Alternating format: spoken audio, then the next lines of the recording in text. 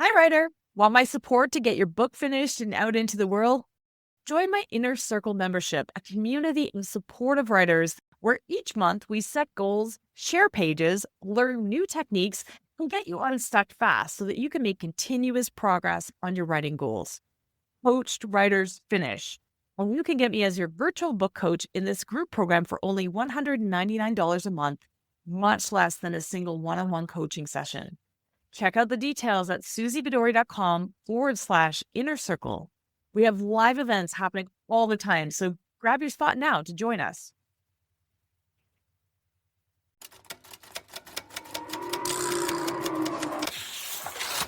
Welcome to the Show Don't Tell Writing Podcast with me, Suzy Vidori, where I peel back the layers of how to wow your readers with your fiction, your nonfiction. Anybody can bang out a first draft, but it takes a little more work to make your book as amazing as it can be. Join me as I share the step-by-step writing techniques you could apply to your writing right away, as I host successful writers who share a behind-the-scenes look at their own writing lives, and as I live coach writers on their pages, giving practical writing examples that will make your own writing stronger. Nobody is born knowing how to write an engaging book. There are real and important skills that you need to learn. On this show, I cut through the noise and get you all the info you need. I can't wait to see how this information is going to transform your writing.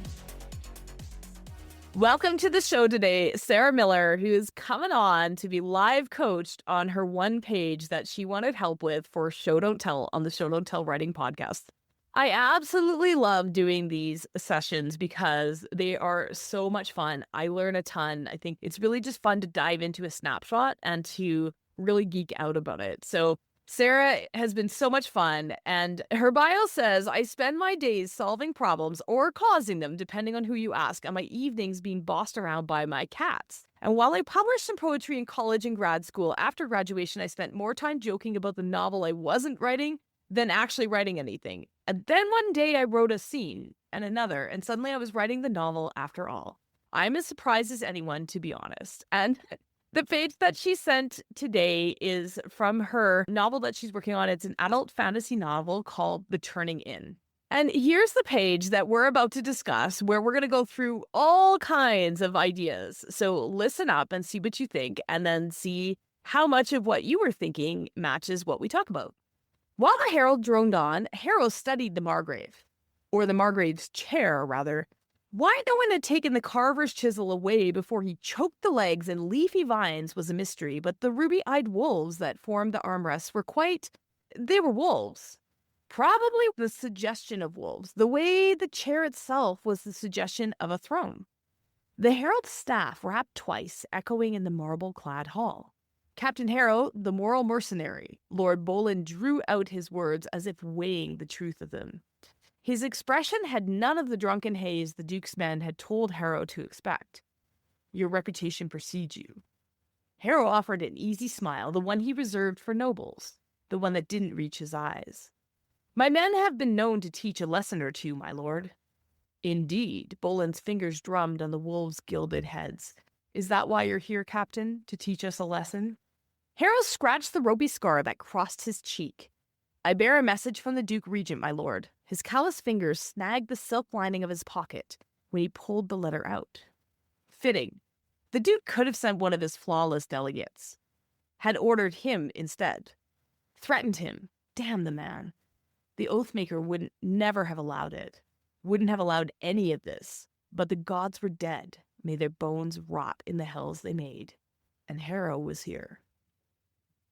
Welcome to the podcast, Sarah Miller. I'm excited to be here. Yeah, this is great. We've just read out the one-page sample. Question for you, where does this actually fit in the book? So it is early in the book, somewhere in the first chapter, but where it fits keeps changing because I'm trying to figure out how to make it work. Okay, excellent. And so that brings me to my next question. What's not working about it for you? Why did you choose to send this? Because we ask you to send something that you want to brainstorm, not something that you're hoping that'll rubber stamp and be like, yes, great, right? So I'm trying to do a lot in this particular scene, right? Harrow's not happy to be there. He doesn't like the guy he's talking to, so he's unhappy with both people. There's this hint of treason, right? That that this treason may be happening. And so I'm trying, one, to draw the reader into all the conflict, but every time I rewrite and work the scene and send it out to readers, the feedback I get is either there's not enough information, or when I try to put it down, it slows down the dialogue. And so it reads too slow and they want it to be snappier. And so I'm struggling with that balance between a complicated interpersonal situation and making the moment engaging for the reader.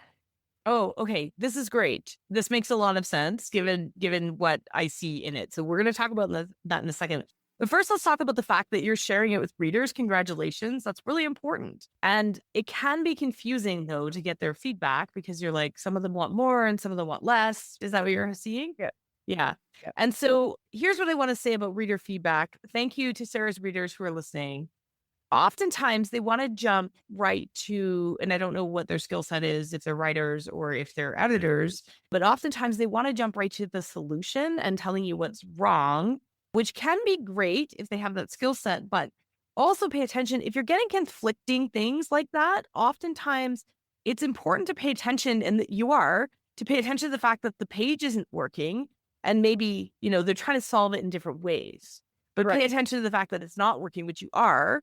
And then you can you don't have to listen to what readers say. Sorry, readers. You don't have to listen to what your editor says either, or what I say, but you can brainstorm different ways to solve that same problem that makes sense within the context of your book. And what we talk about today, I'm only reading one page, so you're going to have to figure out, does that make sense in the context of the book? But I Right. think we can solve the issue that you've got. Couple more questions before we get to it. Yeah. Or not a question, but just like, thank you. You were saying that you are writing this for readers who want protagonists over 35. Thank you, because we're not dead yet, right? We're not. And I love, love, love that you have an older protagonist. I think that's going to be a real selling feature. And it's something that not everybody realizes that they're doing or calls out. But publishing certainly needs that. So thank you. Yeah, it's been a discussion in a couple circles I'm in where everyone's like, we want a protagonist over 35. I'm like, actually, so do I. So Exactly, right? I love it. I love it. Okay. And then what's in the name? Is the name of the book The Turning In, or is that the working title for now? that's the What? working title. I think it's going to change. It's just what's been in my head. Oh, sometimes what's in your head doesn't change. Just so you know, you get married to it. I've done that with a couple of my books. So what does it mean? Where does it come from? So eventually, Hero's way of dealing with his conflict is he's going to run away and take a contract down to the south. They get ambushed and end up in this little town with this inn called the Turning Inn. And everything then happens there.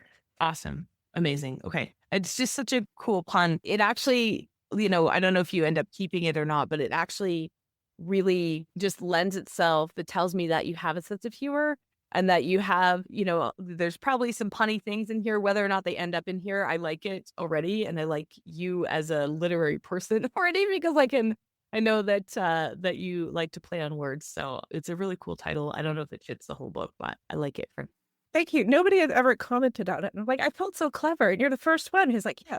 Well, and that might be a good indication that because I love things like that. And sometimes we try to be a little bit too clever, and we're not the only people in the room, right? I'm literally an editor because I love words. So yeah, so it's really cool. It might be a hard one because verbally we won't know that in is spelled INN. So it might be hard to search on. That would be the one thing that I would say. But yeah, as a working title, as long as you're excited by it, you can work on it later. Okay, let's get to the pages. Are you ready? So first of all, let's address the opening paragraph because there's great showing detail and it does a lot of work. So it's excellent. Let's just read it out and then we'll discuss it. So while the herald droned on, Harrow studied the Margrave, sorry, or the Margrave's chair, rather. Why no one had taken the carver's chisel away before he choked the legs in leafy vines was a mystery. But the ruby-eyed wolves that formed the armrests were they were wolves. Probably wolves. The suggestion of wolves, the way the chair itself was the suggestion of a throne. Okay, so great showing detail. It's doing a lot of work. Was really honing in on a moment. So excellent job. It shows a lot of things in here. The reason I say it's doing a lot of work, we want descriptions to do double, triple, quadruple duty, right? It's showing your point of view character's sarcasm and personality. It also shows that they have very little interest in the proceedings around them. So I'm curious, is that what you were going for? Like this sort of nonchalance? Yeah, he does not like nobles, and he doesn't like any of the trappings of nobility, and it's part of him not wanting to be there at all. This isn't the type of job he would normally take. So he's just trying to get through this, right? So he can then run away, basically. Yeah. Okay. And I love that he runs away. I mean, there's only two stories in the world, right? Somebody new comes to town or somebody takes a journey. So we know that he's going on a journey. He's just not quite there yet. But when we talked about this in the opening, you had mentioned that he was really angry about it, or he was quite upset to be there, right? This doesn't quite get me too upset. Okay. So that's a consideration. It kind of reads as nonchalance or like Okay. disinterest. Yeah. So yeah, so you can decide. I mean, whether maybe upset wasn't quite it. I Mhm. also was curious. I mean, not to make this into the entire page. You've done a good job, I think. Then we move on. Can't stay here forever, but I also want to know what he actually thinks of wolves, right? So he's making these comments. So if we don't already know what he thinks of wolves, I would love us like a snide remark or something here to splash everything with his point of view, please, because it's sort of an observation, but he doesn't put himself into it. So there's an opportunity there Yeah. Yeah. without getting too long. Okay. Then we go back to the moment, story present moment, right? The Herald staff rap twice, bringing our attention back, echoing in the marble hall. Because it actually should get Harrow's attention, I would call that out. We want to keep in your point of view character's body as much as possible so we can be them, right? Right. So we're focused on the chair, and then you need to actually tell us that it gets his attention. It's implied, but I would stay in that if you can. A sentence here to show his reaction, something like, and again, I love to brainstorm with you. You don't have to take this at all, and it's going to be wrong because I don't know your story. But here we go. Harrow snapped to attention, straightening his collar. If he were caught daydreaming, it would be tough to convince them he could start alert enough to pull off this mission. I have no idea what he's doing, but you can see I have no Mhm. idea what he's doing, right? Because Right. even in our conversation, this is wrong. But what does he want to do? So here's where you can put it. You can show us what he wants.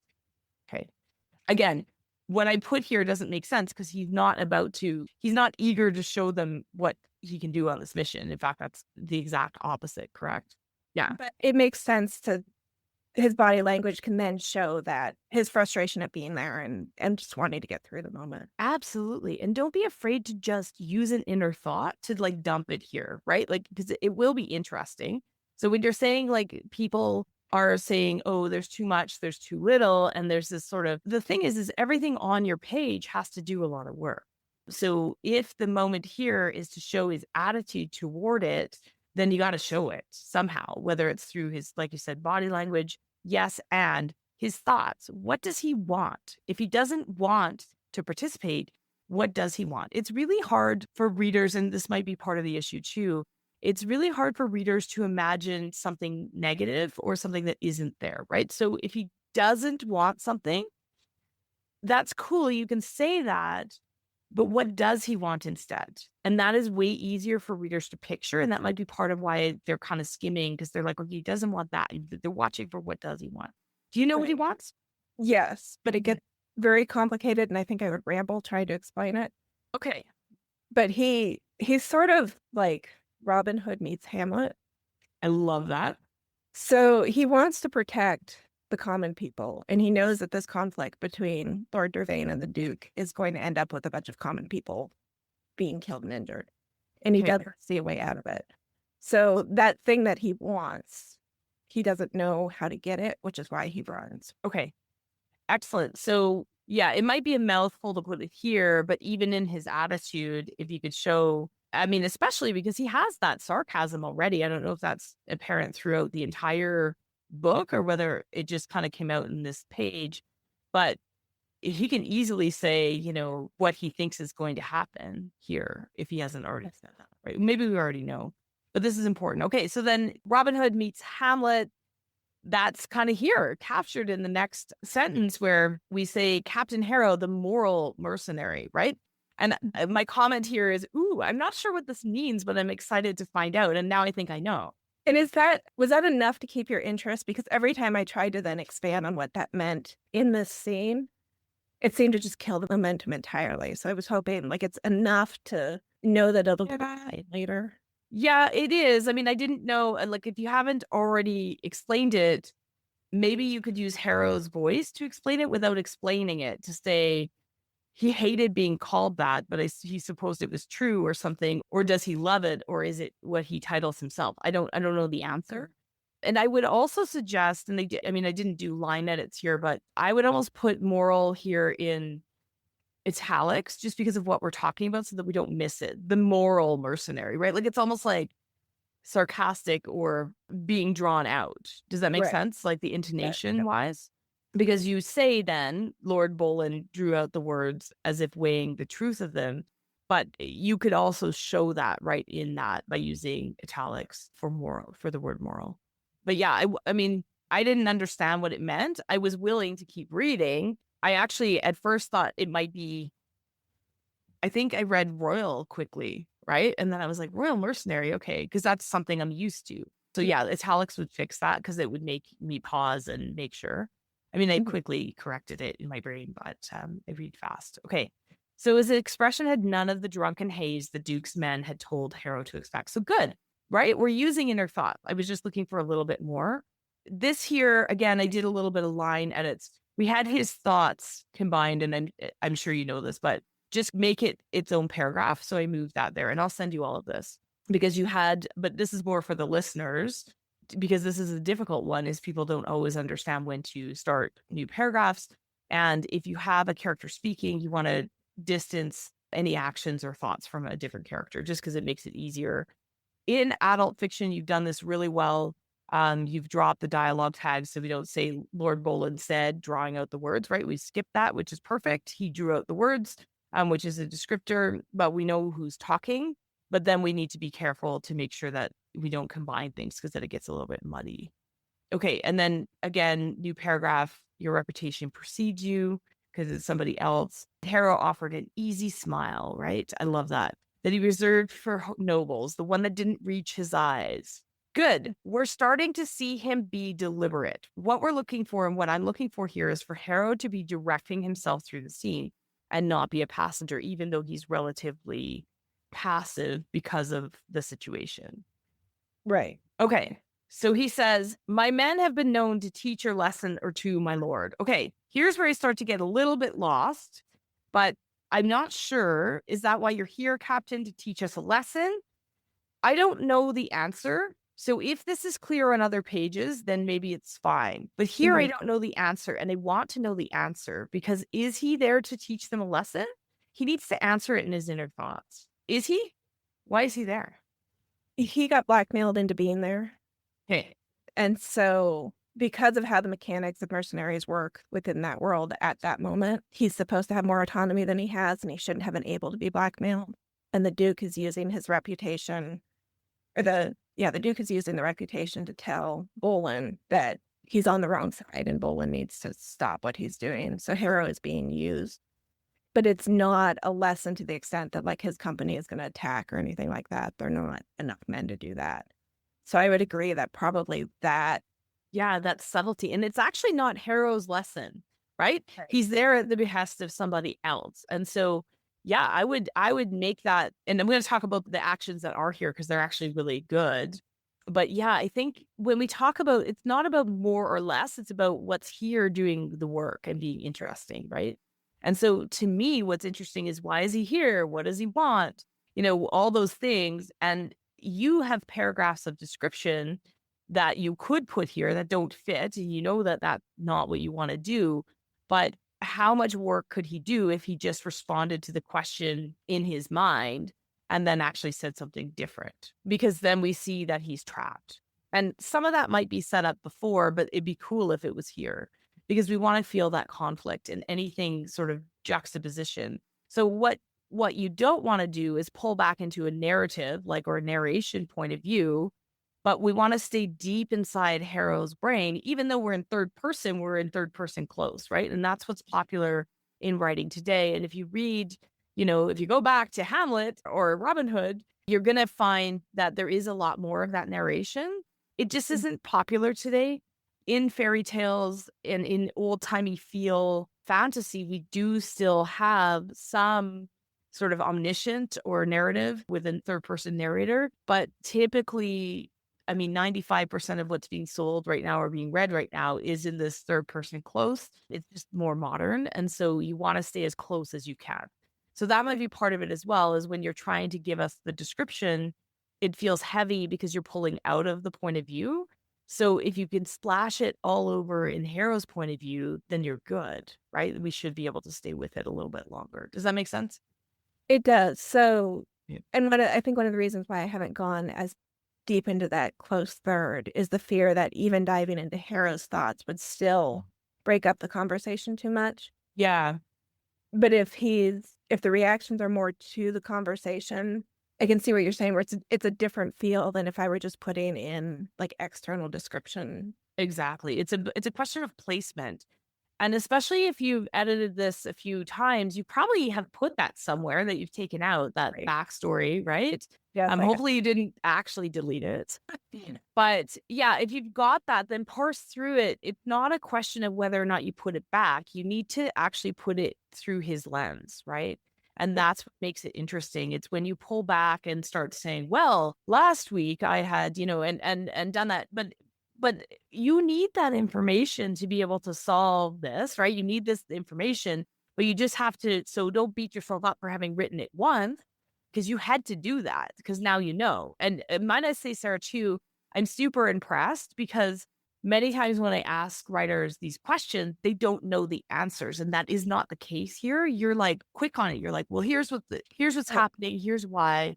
You know your story cold, but we don't want to put all of that in there, but you have to be judicious. But these are the Right. moments, right? Yeah. So just pepper it through. And the choices that you have here are inner thoughts, actions, reactions, one of those three or all three. It's an important moment. And when we're talking about show don't tell, you do have what you're saying is you have a pacing issue with this page, right? Because Right. sometimes readers are saying, well, it's too slow. And sometimes readers are saying there's not enough information. That's a pacing thing.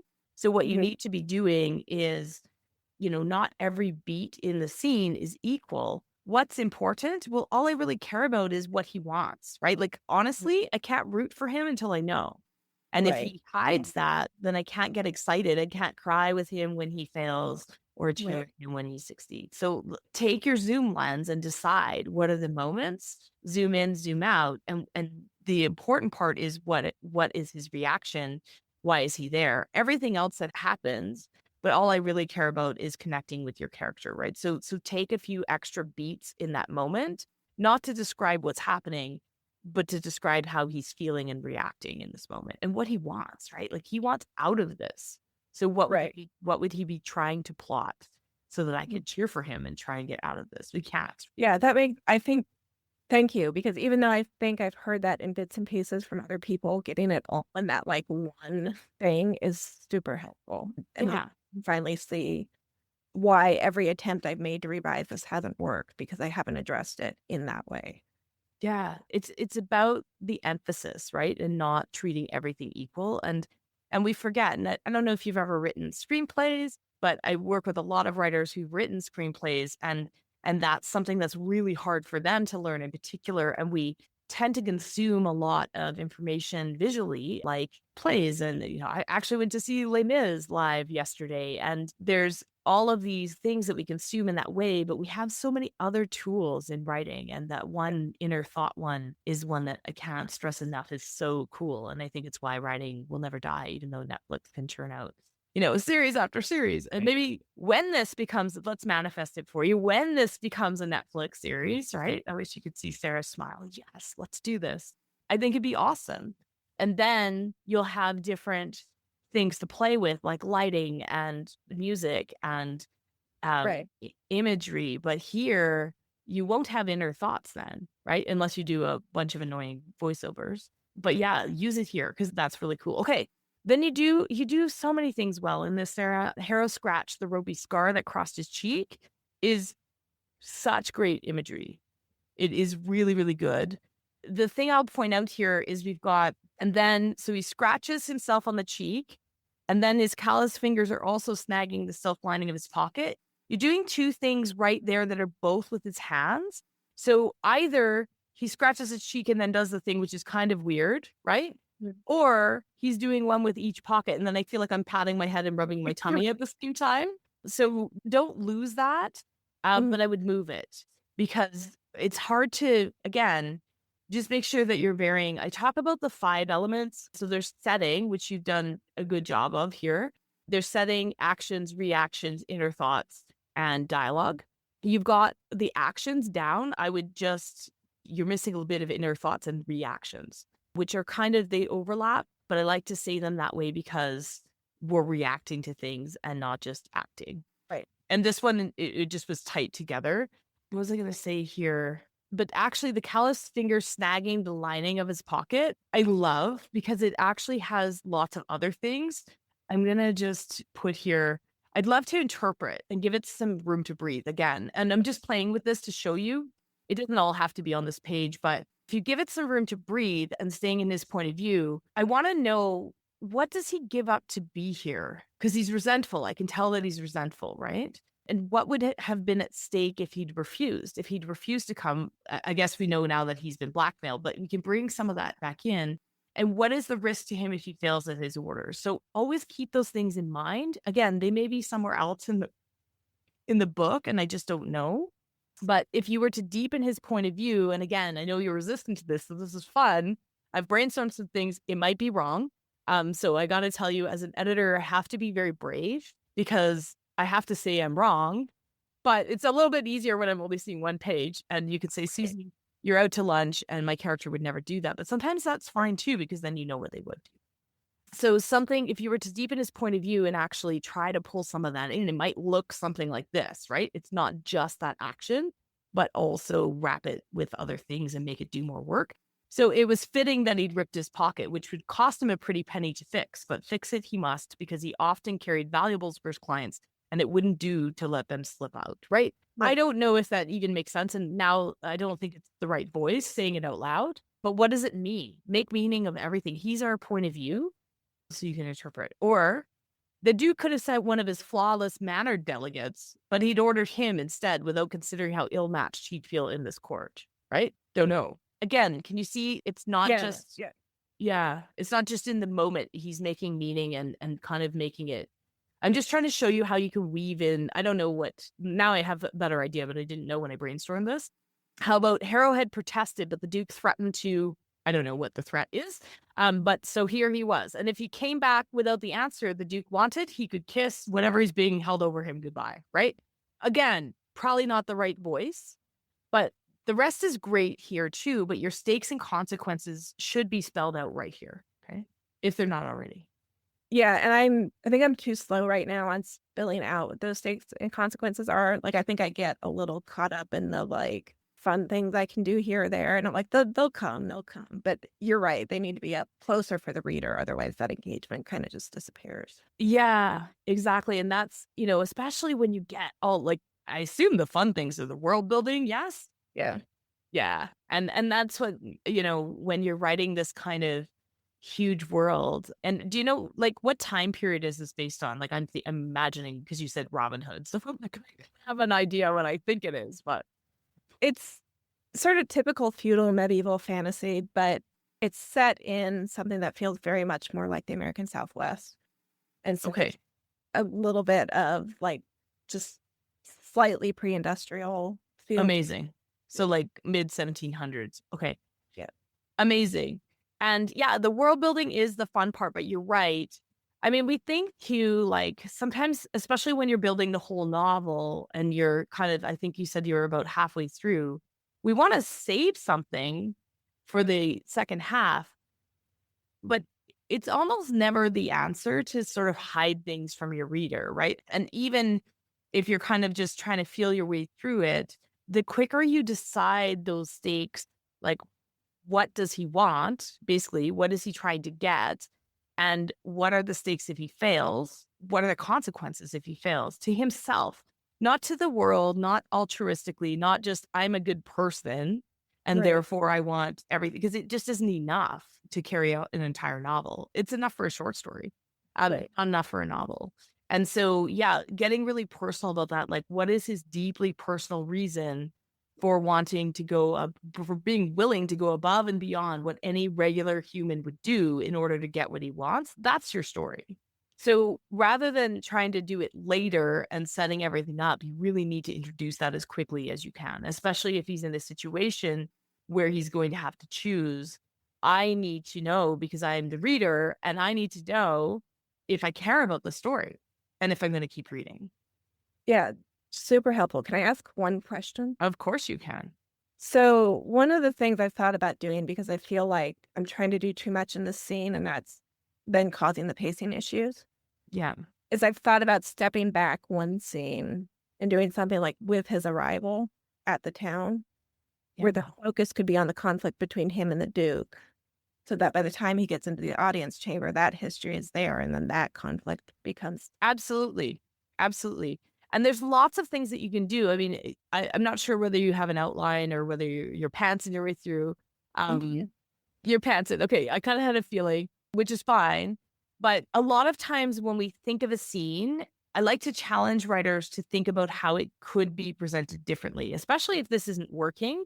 So you're trying to add something before so that this has more context and we leave them in this chamber less for less time, right? Mm. But also, if it's not working, feel free to like mix it up and make it outside or make it something else or bring somebody else into. Is the Duke actually in the scene? I'm not sure that he is. Yeah. No. But could he be? Right? There's things that you can do that we kind of get bogged down in what we first imagine a scene could be. And there's actually an exercise that I do with writers when we're first starting to make them stretch themselves to say, okay, write a quick draft, 20 minutes of your scene, and then stop and change something, and Right. then write it again and change something else. And by change something, like start it 5 minutes earlier or 5 minutes later, start it. And it only takes like an hour and a half, this thing, but it can fix a scene and it can Right. start to get you to think about how you could do it differently. So, yes, you could wrap story around it or context around it in other scenes, or you could challenge yourself to put it someplace different, right? And have it do more work. So that confrontation where he is reacting could happen in a courtyard. It could happen, somewhere else. And it kind of sucks because then you'd lose the description of the chair or whatever.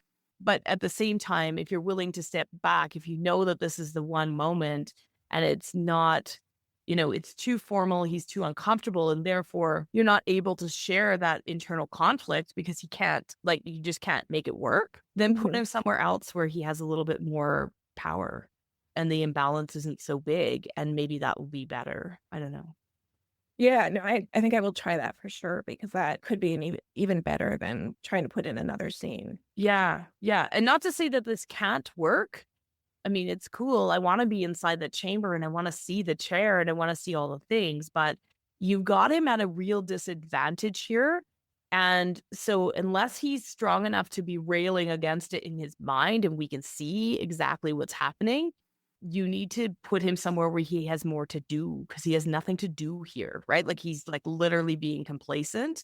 And that's a tricky place to put your protagonist in. So that's why, I was kind of harping on inner thoughts. And I wouldn't do that except that here, that's all he's got, right? Like, because he's kind of warring with himself. Mhm. And so either you need to make that war interesting, or you need to put him somewhere where the imbalance of power isn't quite so big so he can be a little bit snarkier or break the rules a little bit to get that same point across. Does that make sense? It does, yeah. Okay. Well, I'm excited to see where you go with this. I hope this was super helpful. Yeah, thank you. You're doing so many things well here, Sarah, on the page that you're showing, you're doing all the things. I'm sure that the rest of the book is amazing, but this is an important transition for your character. So make sure that it's doing as much work as humanly possible. Yes, thank you so much. This is like a You're good just plain welcome. Yay. Make sure you keep in touch and let us know how it goes. Yeah, thank you. You're welcome.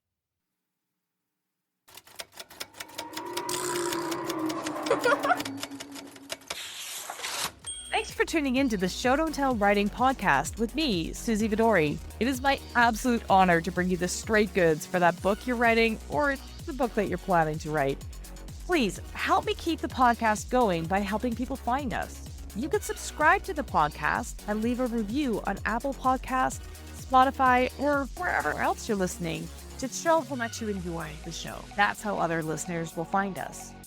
Also, visit suzyfedori.com/newsletter to hop on my weekly inspired writing newsletter list, where you'll stay inspired and be the first to know about all the upcoming training events and writing courses that happen in my community. Want my eyes on your writing? Submit a page of your current draft for a chance to come on the podcast at the link in the show notes.